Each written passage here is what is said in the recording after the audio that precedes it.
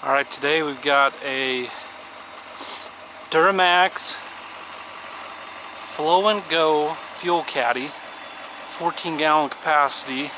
Then I've hooked up a slime air compressor to it. I just used the DuraMax fuel cap, bought a bushing, and then got one of these, had a metal valve stem that fit in here. Just opened up the valves. We're going to kick on the pump here. It's going to pressure up and just start unloading fuel into our truck.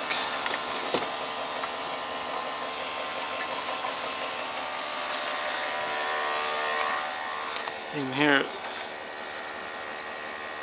spraying some fuel in there.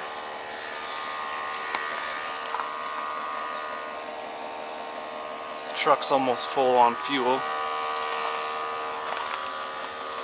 I use this jug to fill up a diesel generator quite a bit over the years, and this is usually they're just a gravity fed system, or you have a siphon pump on the end of it, which I didn't have with this jug. It broke, but I got a new one. But I just used the this modified cap here, just pressure it up and blow off the fuel into the generator or into my truck. It's really slow if you try and do it with gravity. Anyways, this works really good. I got this idea. I used to haul production water in the oil and gas fields, and this is how our vacuum trucks work. It's just create a positive pressure, blow off your water load, and then you create a vacuum to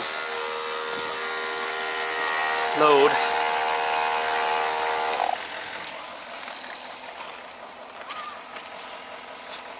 So I got the pump off, and we're pretty much filled up, I think. Yep. Just use your valves, shut her off.